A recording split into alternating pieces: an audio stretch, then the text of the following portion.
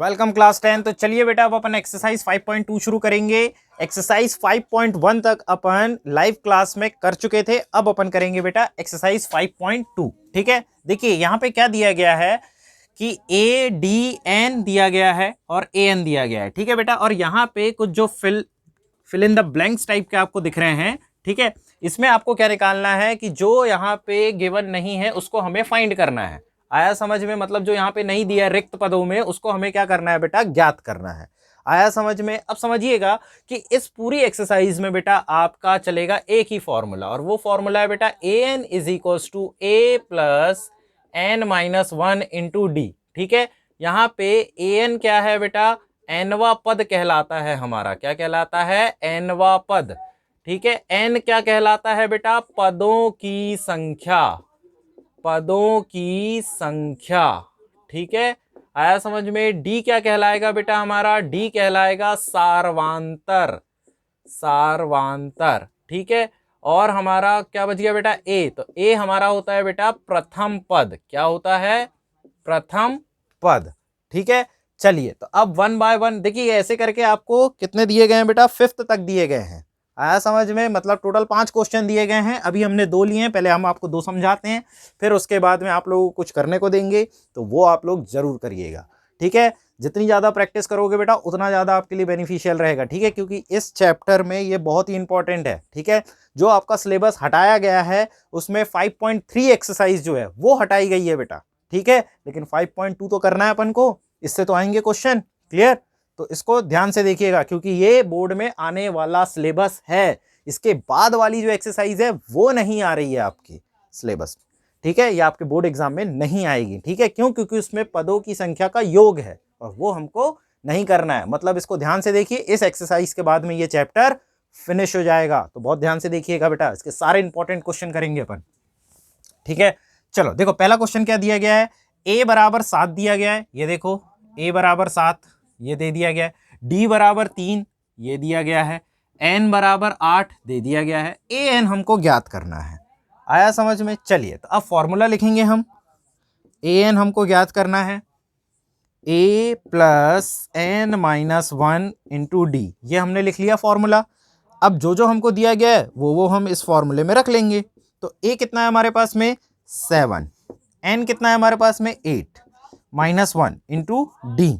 ठीक है, तो 7 प्लस 8 में से 1 गया बेटा, कितना बचा, 7। अच्छा, डी की जगह पे वैल्यू रख देते हैं 3। ठीक है, तो 7 इंटू 3 आ गया। ठीक है, ए एन। तो A N is equal to 7 plus 21।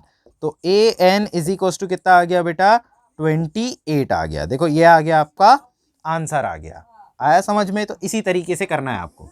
चलिए अब सेकंड वाला क्वेश्चन देखते हैं अपन। ठीक है, तो सेकंड वाला क्वेश्चन देखिएगा बेटा, क्या है हमको दिया है, क्या दिया है बेटा यहाँ पे, a बराबर हमको कितना दिया गया है, देखो ध्यान से, a बराबर हमको इस बार कितना दे दिया गया है, माइनस का 18। ये दे दिया गया माइनस का 18। ठीक है, और d बराबर हमको कितना दे दिया गया है बेटा, 3। और n बराबर हमको कितना दे दिया गया है बेटा, 10। ठीक है, और an बराबर 0 दिया गया है। आया समझ में? ठीक है, d हमको निकालना है बेटा। ये देखो, तो d यहाँ पे निकालना है हमको कि d कितना होगा। ठीक है, चलिए तो फॉर्मूला देखिए, A N is equals to A plus N minus one into D. ठीक है, तो A N is equals to, A कितना है हमारे पास में, माइनस का 18, प्लस एन कितना है हमारे पास में, 10 माइनस का 1। डी हमको निकालना है तो इसको जैसा का वैसा रखेंगे। ठीक है, और ए एन हमको 0 दिया गया है बेटा, तो यहाँ पे हम 0 रख देंगे। ठीक है, तो 0 बराबर माइनस 18। ठीक है, और ये कितना हो जाएगा बेटा, प्लस का 9, और ये डी ये आ गया आपके पास में। अब माइनस 18 को यहाँ लेके जाओ तो प्लस का 18 हो जाएगा। ठीक है, और ये हो जाएगा 9d। क्लियर? अब आगे देखिएगा, 9 को इसके बटे में रख दो, तो 18 बटे 9 बराबर d। तो 9 दूनी 18, तो d बराबर कितना आ गया बेटा, 2। और ये तुमने यहाँ पे क्या निकाल लिया, सारवांतर। ये तुम्हारा सारवांतर निकल गया। आया बेटा समझ में? अब बाकी के जो क्वेश्चंस है ना वो भी बिल्कुल इसी तरीके के हैं बेटा, तो बिल्कुल प्रैक्टिस करिएगा इसकी। ठीक है, चलिए अपन देखते हैं नेक्स्ट क्वेश्चन बेटा। ठीक है, आया समझ में? क्लियर? चलो देखो अब इधर ध्यान से, सारे बच्चों को फोकस करना है भाई यहाँ पे, ठीक है।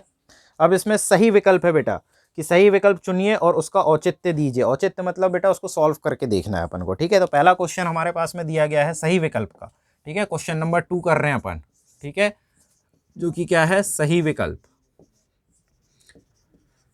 तो आपको भी ये सॉल्व करके ही देखना है बेटा सही विकल्प, ठीक है। डायरेक्ट टिक नहीं लगा देना है। हमको क्या दिया गया है बेटा, एपी दी गई है। क्या है एपी, 10, 7, 4 और ये चलती गई है बेटा का 30वां पद ज्ञात करें। क्या करें, 30वां पद ज्ञात करें। तो बेटा 30वां पद कैसे ज्ञात करेंगे, देखो ऑप्शन हमारे पास में क्या क्या दिए गए हैं।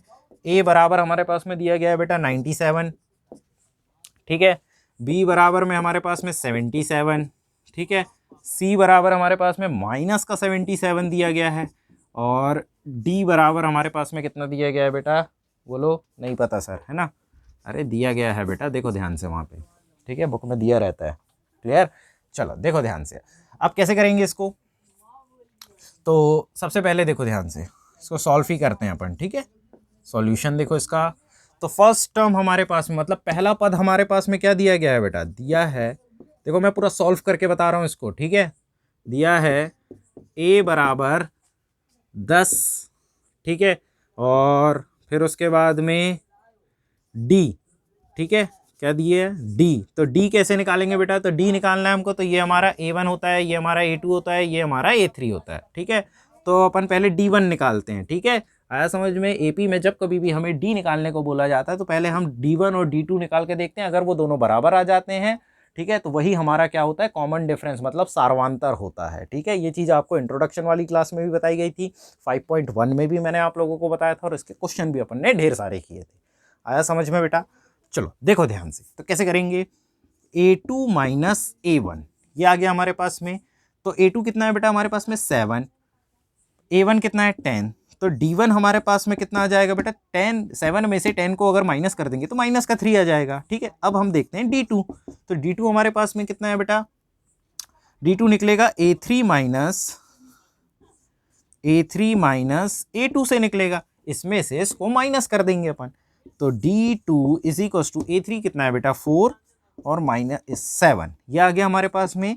तो d2 इज इक्वल्स टू बेटा 4 माइनस 7, छोटी संख्या में से जब हम बड़ी संख्या को माइनस करते हैं तो क्या आ जाएगा, माइनस का 3 आ जाएगा। आया समझ में। अब आप देख सकते हैं बेटा क्लियरली कि आपका d1 is equals to d2 आ रहा है। देखो ध्यान से, ये भी -3 है और ये भी -3 है, तो इसका मतलब आप सीधे बता सकते हैं कि आपका जो d है बेटा वो कितना है, -3 है। आया समझ में, क्या है, -3 है। चलो d निकल गया हमारे पास में, क्लियर, a निकल गया, d निकल गया, ठीक है। हमें 30वां पद ज्ञात करना है। क्या करना है, 30वां पद ज्ञात करना है। इसका मतलब बेटा n बराबर हमारे पास में कितना है, 30 है। आया समझ में। चलिए अब फॉर्मूले में हम वैल्यू लगाएंगे। तो देखो ध्यान से, a30, ठीक है। अब सीधे ये वाला फॉर्मूला देखो ध्यान से, चलो पहले लिख देता हूँ फॉर्मूला, an बराबर a plus n-1 into d, ठीक है। अब देखो ध्यान से बेटा, an की जगह पे a30 लिखेंगे क्योंकि n इज इक्वल टू 30 है। फर्स्ट टर्म हमारे पास में क्या दी गई थी बेटा 10, तो ये हमने 10 रख दिया, ठीक है। पहला पद, प्रथम पद है ये हमारा, ध्यान रखिएगा, क्या बोलते हैं इसको, प्रथम पद है ये हमारा, ठीक है। n कितना है बेटा हमारे पास में, जल्दी बोलो, n 30 है सर, तो 30 माइनस 1, और d कितना है बेटा, माइनस का 3 है, ठीक है। तो a30 बराबर 10 प्लस 29 इंटू 3, यह आ गया बेटा हमारे पास में, क्लियर।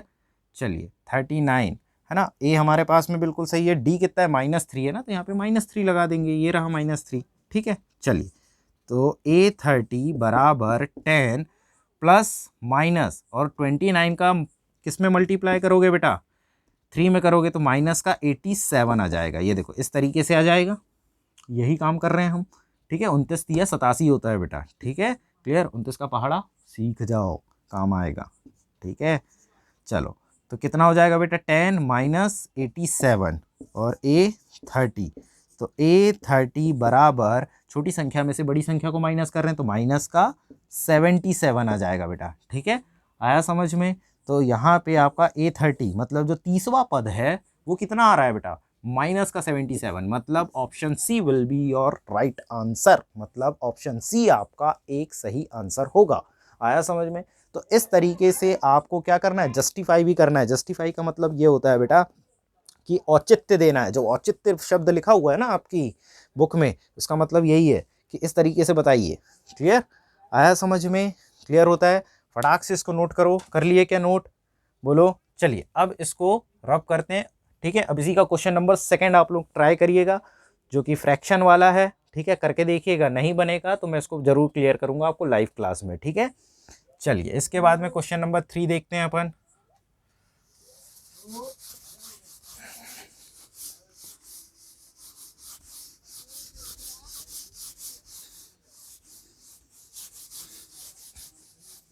चलिए बेटा क्वेश्चन नंबर 3 देखते हैं। तो क्वेश्चन नंबर 3 में है, क्या बोल रहे हैं, निम्नलिखित समांतर श्रेणियों में रिक्त स्थानों बॉक्सेस के पदों को ज्ञात करिए। मतलब ये देखो, रिक्त पदों को ज्ञात करना है हमें। क्या करना है? रिक्त पदों, मतलब एक प्रकार से सर ये तो खाली स्थान हो गया। हाँ बेटा, खाली स्थान ही है ये। चलो पहला क्वेश्चन आपको करके बताते हैं, सेम ऐसे ही आप लोगों को अगले भी करना है। ठीक है, तो 2,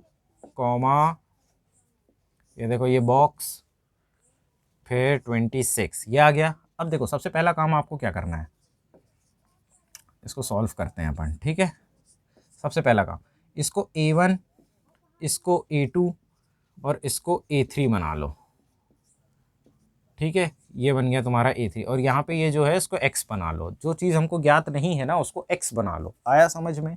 अब देखो क्या होता है कि सबसे पहले एक चीज़ बताइए, इन दोनों के बीच में आपको क्या मिलेगा? एक डिफरेंस देखने को मिलेगा, मतलब यहाँ आपको D1 देखने को मिलेगा इन दोनों के बीच में, फिर यहाँ पे आपको D2 देखने को मिलेगा। ठीक है, अगर ये D1 और D2 बराबर हैं तो आपको क्या होगा बेटा कि ये समांतर श्रेणी है। आया समझ में? तो हमको क्या देखना है, D1 = D2, ये चेक करना है। ठीक है, तो सबसे पहले D1 निकालते हैं। तो D1 कैसे निकलता है बेटा? A2 - A1 किया जाता है। ठीक है, तो D1 = A2 कितना है हमारे पास में? X, और A1 कितना है बेटा? 2। ठीक है, फिर हम D2 निकालेंगे। तो D2 कैसे निकाला जाता है बेटा? A3 - A2 कर दो, A3 - A2। ठीक है, तो D2, तो A3 कितना है बेटा हमारे पास में? 26। ठीक है, और A2 कितना है? X। ठीक है, अब इसको समीकरण नंबर 1 मानो। ठीक है, तो समीकरण 1 में D1 व D2 के मान रखने पर रखें बेटा। अब यहाँ पे देखो ध्यान से, कहाँ गया, ये रहा समीकरण। तो D1 कितना आया था हमारे पास में? ये रहा बेटा, देखो ध्यान से, ये रहा D1, ये रहा D2। ठीक है, तो रखो। तो X - का 2 = 26 - का X, ये आ गया। ठीक है, अब -X वाले को यहाँ लेके जाओ, -2 वाले को यहाँ लेके जाओ। तो X माइनस वाला यहाँ आएगा बेटा तो प्लस बनेगा, और ये माइनस वाला भाई यहाँ जाएगा तो ये क्या बन जाएगा बेटा? ये प्लस बन जाएगा। तो ये बन गया हमारा प्लस। बोलो बेटा, यहाँ तक कोई समस्या, यहाँ तक कोई दिक्कत? ठीक है, चलिए देखिए अब ध्यान से, ये हो जाएगा x है ना, तो ये x आ जाएगा। ठीक है, तो x और x मिल गए भाई, तो कितना हो गया बेटा? यहाँ पे 2x हो गया। ठीक है, और ये कितना हो गया आपके पास में? 26 + 2 मतलब 26 - 2 कितना हो गया? 28। ठीक है, चलो अब इधर देखो, 2x = 28। अब तुमको इस x का मान चाहिए जो कि यहाँ पे खाली है, तो x = 28 के बटे में 2 कर दो। तो कितना आ गया बेटा? 2 एकम 2, 2 इनाम 18। आया समझ में? यही आएगा बेटा। चलो, तो x बराबर कितना आ गया? 19 आ गया। आया समझ में? क्लियर? कितना आ गया?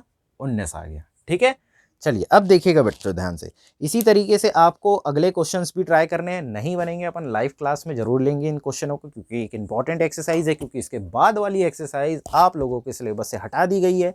तो बेटा मोस्ट प्रोबेबली क्वेश्चन आने के जो चांसेस हैं वो इसी एक्सरसाइज से हैं। ठीक है, तो इसको ध्यान दीजिएगा। क्लियर? आया समझ में? अच्छा हाँ, एक चीज़ देखिएगा बेटा, ये 2 इनाम 18 कैसे हो जाएगा? देखो ध्यान से, इधर देखो बेटा, 2 एकम 2, 2 चौके 8 है ना, तो ये कितना हो गया? 14 हो गया। तो यहाँ पे कितना आ जाएगा? 14 आ जाएगा। ठीक है, ये आ गया, और दिस इज योर आंसर। आया समझ में? क्लियर? आया बेटा यहाँ तक समझ में? चलो अब इसको नोट कर लीजिए, फिर मिलते हैं अपन लाइव क्लास में। क्लियर?